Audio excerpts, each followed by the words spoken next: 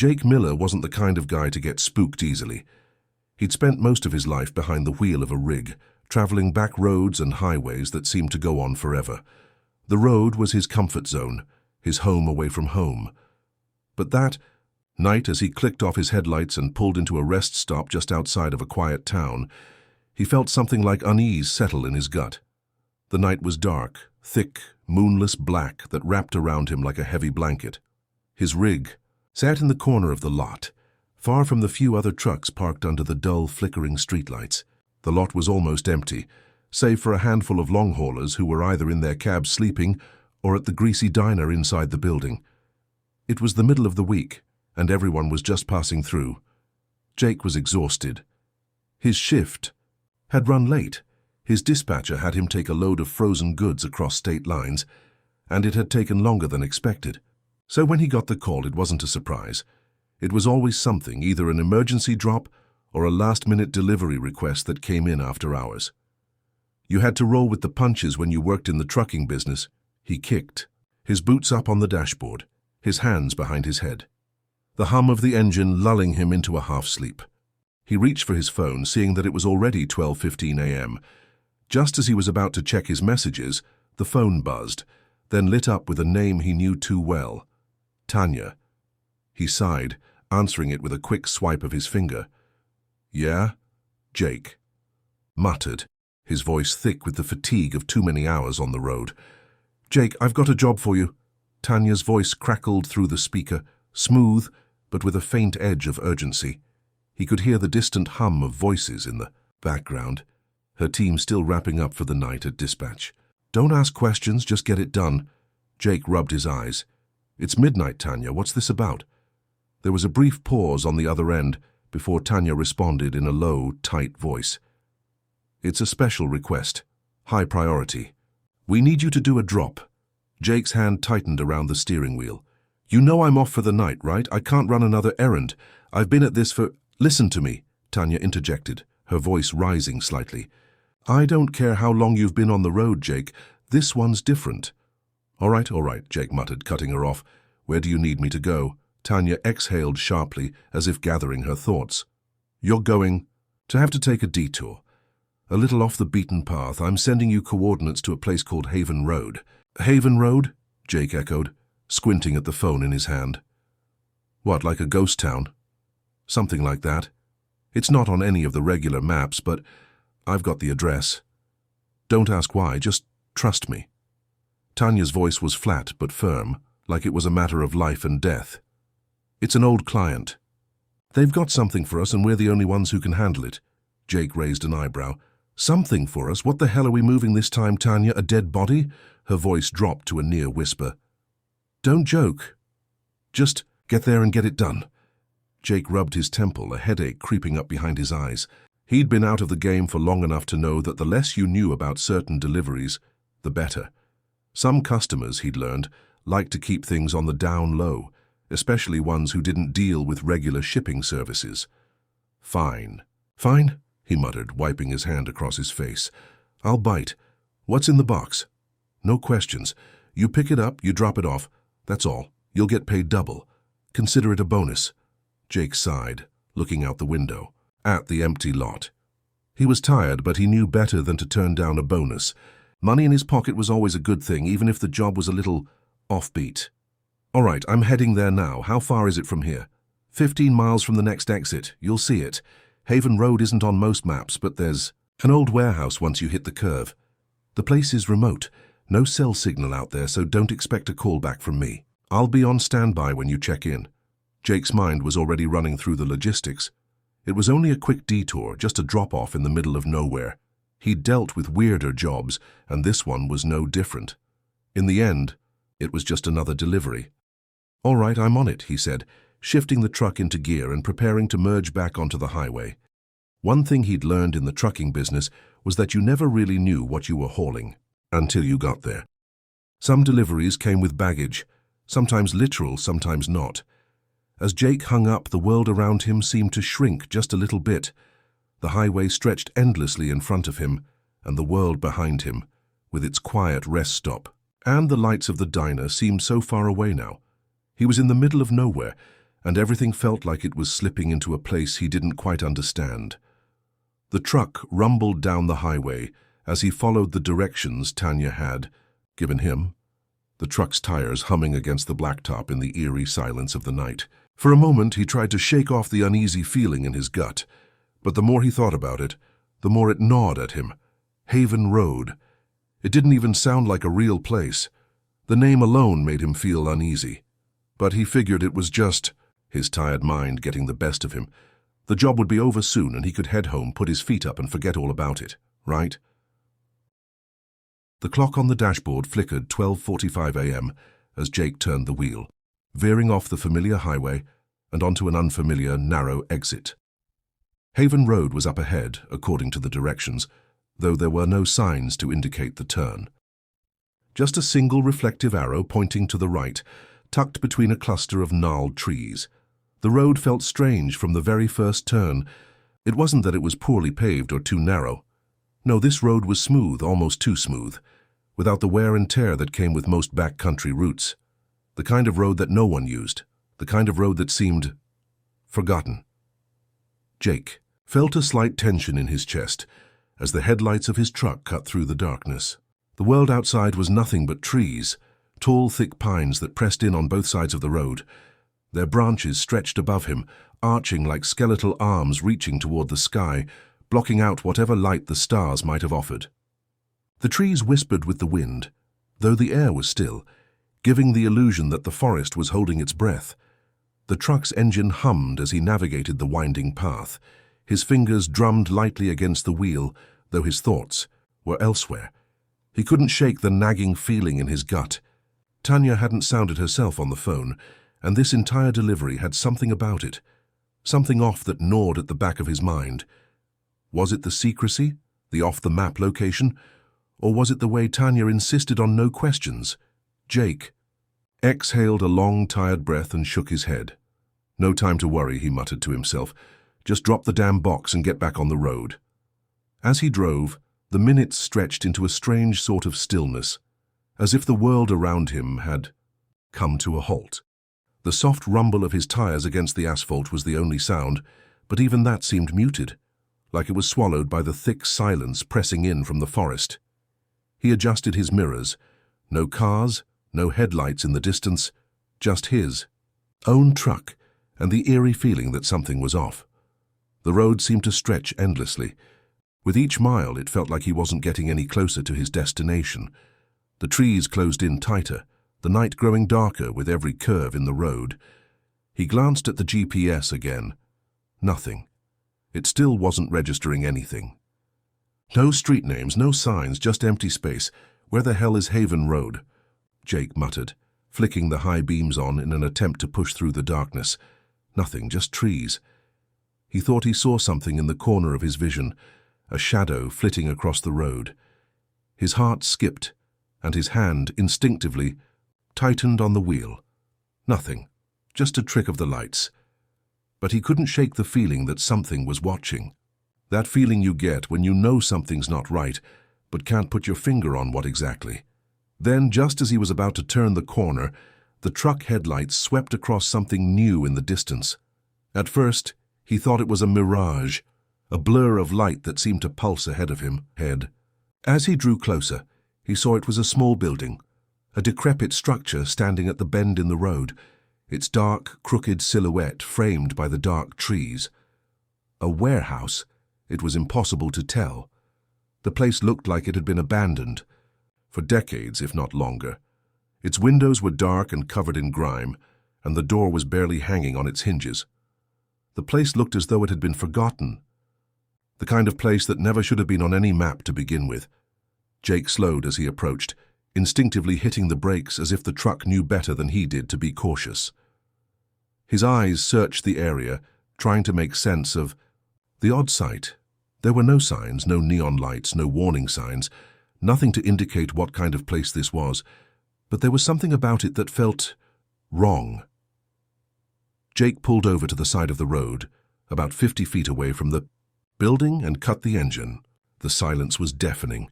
Not a single chirp of crickets, not a breath of wind, just stillness. He grabbed the small box from the passenger seat. The weight of it felt heavier now, as if it were growing in his hands, as though it were alive. His fingers tightened around the cold, unmarked cardboard, his mind racing. Was this it? Had he made the wrong turn? Was this the place he was supposed to go? The lack of direction from the GPS had made him nervous, but now, standing here, his gut twisted. Suddenly the silence broke. A low creak echoed from the darkened building, followed by a scraping sound like something heavy was being dragged across the floor inside. Jake froze. The hairs on the back of his neck stood up. Someone else was here. His first instinct was to get back in the truck, to leave and turn around, but his feet wouldn't move. A mix of curiosity and dread kept him rooted to the spot. The hairs on the back of his neck tingled, and he felt a cold shiver slide down his spine. Jake glanced around again. The trees were too thick for him to see more than a few feet beyond the truck, and the forest felt claustrophobic. No signs of movement except for that strange sound inside the building. He took a deep breath, mentally slapping himself for getting so jumpy. "You're just tired, man. Just drop off the box and get out," he whispered to himself, his voice barely audible in the thick night air. With slow, deliberate steps, he moved toward the dark building. Each footstep seemed to echo, louder than the last, the gravel crunching beneath his boots as he walked. His heart pounded in his chest, but he couldn't turn back now. The job was simple: deliver the box and then leave. He reached the steps leading up to the rotting porch. The light from his truck barely touched the ground around him, casting long, jagged shadows that seemed to stretch unnaturally far. The closer he got to the door, the more the weight of the box seemed to grow, like it was pulling him toward something, toward the building. The door creaked as he pushed it open. Inside, there was no one. The building was empty, save for a handful of old rusted furniture and broken crates scattered around. The air was thick with dust and the smell of something old, stagnant. The darkness inside was suffocating. Jake looked around the room, and that's when he saw it. A small figure standing by the far wall, nearly invisible in the dim light, its head cocked at an unnatural angle. It was a person, or at least, it looked like a person. Jake's breath caught in his throat, his heart racing. He stood frozen, in the doorway, his mind scrambling for an explanation. The figure didn't move, didn't speak. It simply stared at him. The whisper of a voice broke the silence, coming from nowhere and everywhere at once. "Leave, while you can." Jake's stomach twisted in fear. His mind screamed at him to leave, to run, to get out of there as fast as he could.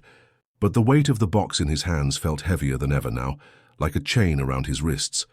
The figure took a slow, deliberate step forward. That's when Jake realized the road to nowhere wasn't just a detour, it was a trap, and he had no way out. Jake's breath was shallow, the air heavy in his lungs as he stood frozen in the doorway. His mind was struggling to comprehend what he was seeing. The figure, was it a person, was staring at him with an eerie stillness, like a statue that had somehow come to life. The longer Jake looked, the more unsettling it became. The figure didn't move, didn't blink, just stood there, its eyes locked on him.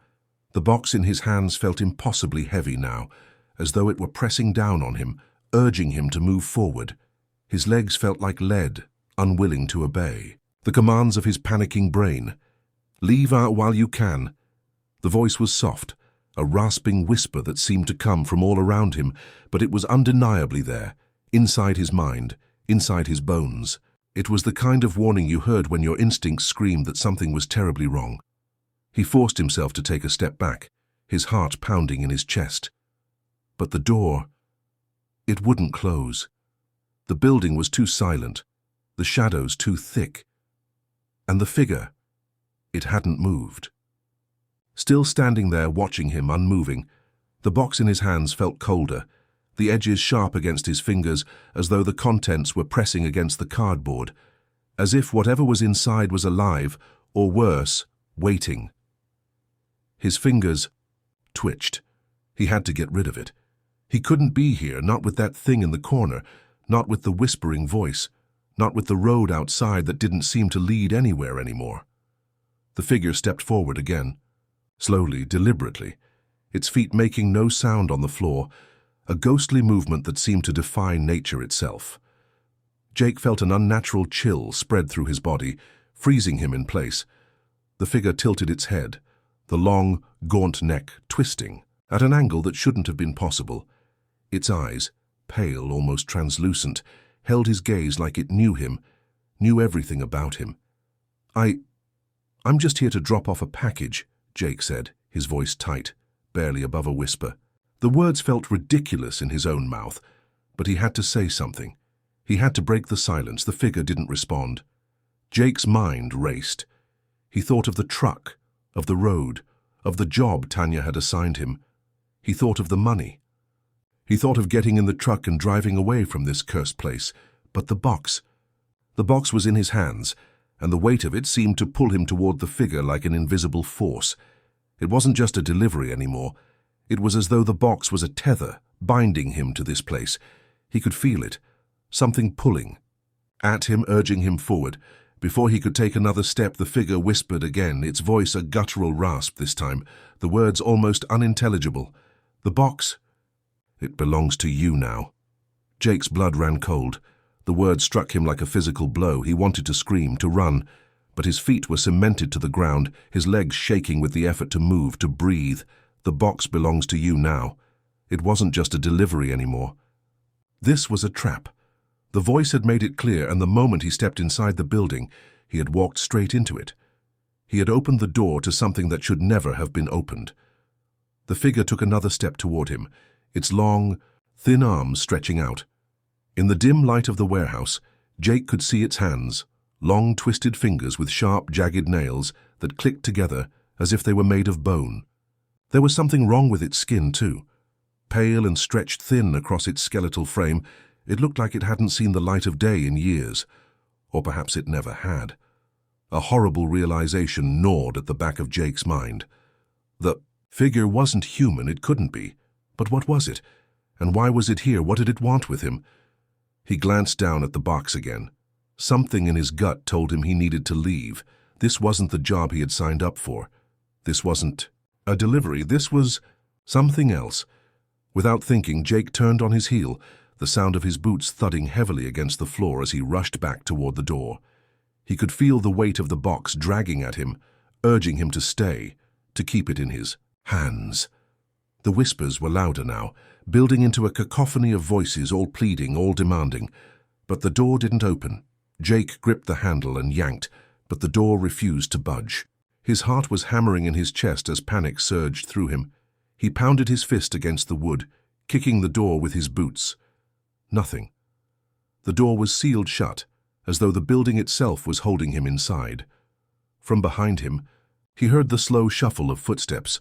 The figure was moving closer. Jake spun around, holding the box in front of him like a shield, but the thing didn't attack. It didn't need to. Its pale eyes never left his face, and the air between them thickened with an overwhelming sense of dread. The room grew colder still, the chill seeping into his bones as he backed away from the figure, trying to keep his distance. "Leave it behind," the voice rasped, though it didn't seem to come from the figure's mouth. It was in the air, in the shadows, everywhere. Leave the box. Jake's mind was reeling. The box, the whispers, the figure. He had to leave.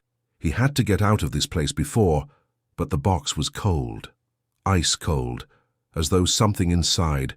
It was freezing the air around him. He could feel it in his fingers. His arms, like the weight of it, was draining his strength.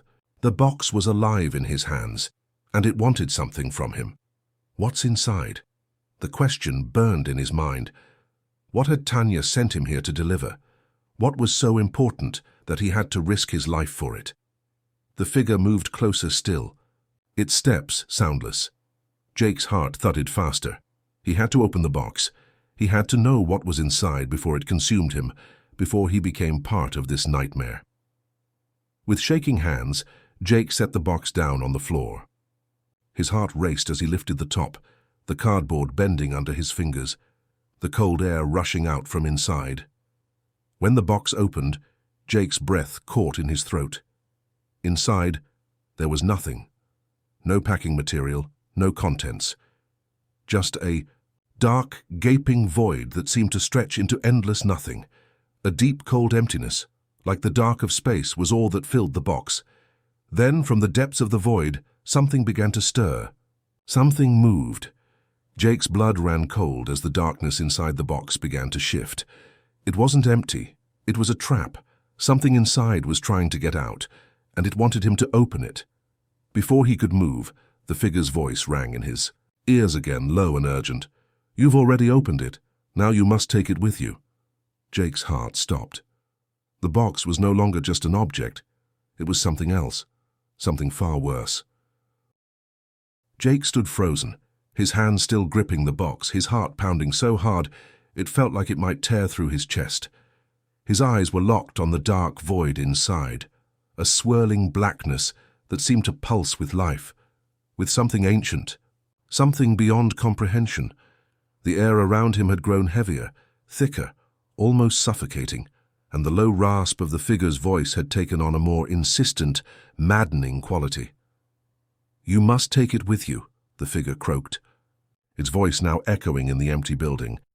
It didn't move closer, but Jake could feel it, its presence, its cold, insidious influence. The figure's pale, sightless eyes bored into him, an unspoken command in its gaze. The weight of the box in his hands felt unbearable. He knew that if he closed it, if he sealed it again, nothing would change.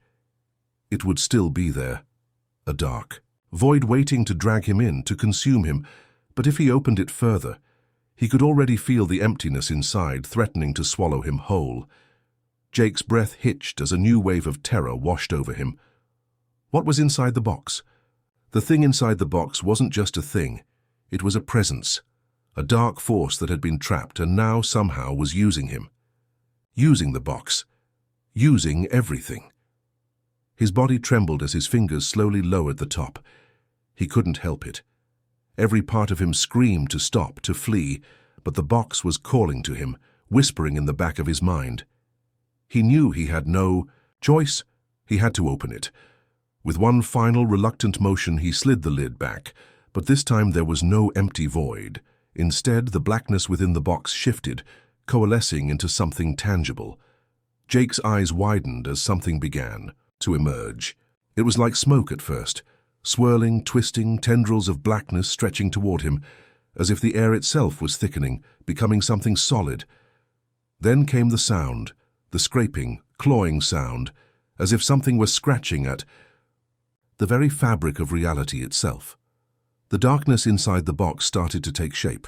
A long, gnarled hand reached out, its fingers impossibly long, its nails like jagged shards of glass.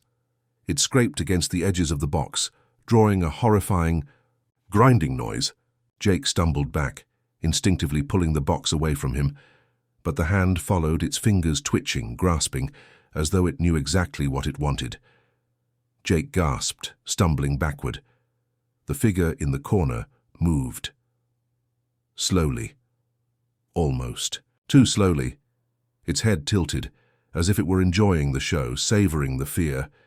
Jake's pulse hammered in his ears as the hand reached further, dragging itself from the box like some kind of creature struggling to escape its confines. The air grew colder, sharper. The dark tendrils twisted, writhing like snakes spreading from the box, curling around Jake's arms, his legs, like invisible ropes pulling him toward the thing in the box. He tried to scream, but no sound escaped. He tried to move, to run, but his body felt frozen in place. The darkness was too close now, the tendrils wrapping tighter, colder, suffocating him. No, no, no. The black hand shot out of the box like a lightning strike, grabbing him by the wrist. The moment it touched him, a jolt of icy terror shot through his veins.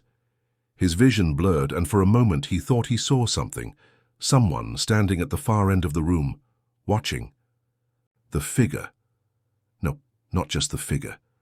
It was something else, something bigger, something older. His vision cleared, but the figure was gone. The only thing that remained was the terrible blackness, growing, expanding, swallowing the room. You must leave with it. The voice was in his mind, in his bones, in his. The figure was speaking to him again. Jake's eyes shot to the corner, but there was nothing there. Only the deep, suffocating blackness swirling inside the box. Only the cold hand, tightening its grip on him, pulling him toward the abyss. His hand, no, his body, was being dragged closer to the box. His mind was screaming, begging, but his body refused to obey. The darkness was pulling him in, dragging him deeper. He couldn't breathe. He couldn't escape. The box. The box wasn't just a delivery, it was a curse, a trap. A shuddering breath rattled through Jake's chest as he realized the truth. He was the one trapped now. There was no way out. Not anymore. The thing inside, the box, the thing that had come to life, was alive. It wasn't just something trapped within the box, it was part of him now, part of the world, of the place. It was everywhere. And it wasn't finished with him yet. The darkness surged forward, crawling toward his face, filling his lungs, filling his mind. "Take it with you," Jake screamed with everything he had, but no sound came. The world around him collapsed. Jake's heart raced, the beat like a drum echoing in his skull. The darkness had consumed everything, the air, his thoughts, the very space around him. There was nothing left but the suffocating weight of it. The cold hand clutched his wrist tighter, its grip like ice, burning into his skin. His breath came in desperate gasps as his body was drawn toward the box, toward the emptiness it promised. "Take it with you." The words repeated over and over in his mind, like a chant, like a command. The voice wasn't just the figures anymore, it was everywhere. It had become the room, the shadows, the air. It was his own thoughts feeding on his fear, warping his reality. There was no escape. He wanted to scream. He needed to scream, but the words wouldn't come. His head throbbed with the effort to think, to act, but everything around him seemed to blur, to twist into something monstrous. The cold fingers wrapped tighter around his wrist, pulling him toward the box, its black tendrils reaching up, curling around his legs, his arms dragging him closer. His mind screamed for release, for a way to break free from this nightmare, but every movement only made the pull stronger. The box was open wider now, and the blackness inside had expanded, filling the room like an unending void, a hungry maw that was eager to devour him whole. Jake could see shapes in the shadows, figures, but not quite figures. They moved with a fluidity that shouldn't have been possible. Their forms flickered like shadows on the edge of a dream, stretching and contracting, their shapes warping in impossible ways, and then from within the box came a sound, a low hum at first, a vibration that made his teeth ache. It grew louder, more insistent, like the whirring of machinery, the deep growl of something waking up after a long slumber. Jake's vision began to cloud again. He couldn't see clearly anymore. His limbs were heavy, his thoughts scattered. The darkness was closing in, pressing down on him, suffocating him. He tried to look away from the box, tried to free his gaze from the nightmare unfolding in front of him. But it was impossible. His eyes were glued to it, his body helpless in its pull. The whispering voice in his mind grew louder, louder than before, until it was no longer a whisper.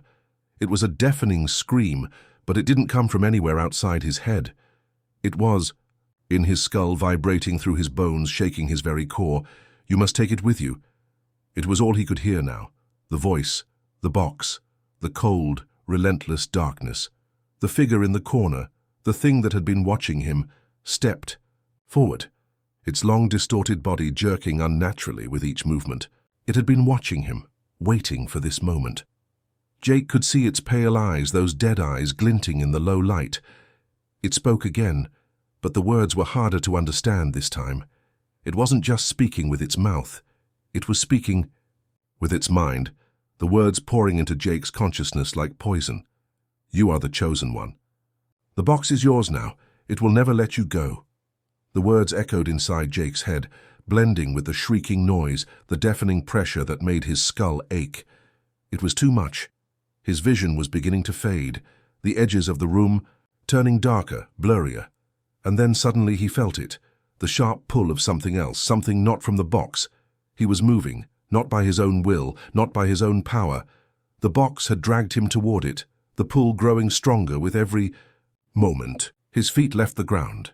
He was floating, spinning, pulled forward by the same invisible force. The world around him twisted and bent like a bad dream, the walls stretching and shrinking, the floor rising to meet him. He was no longer in the room with the box. He was somewhere else, somewhere other. The road stretched ahead, impossibly long, winding around sharp curves in the distance, vanishing into a thick, impenetrable fog. The engine of the truck sputtered in the silence, echoing in the vast emptiness of the place.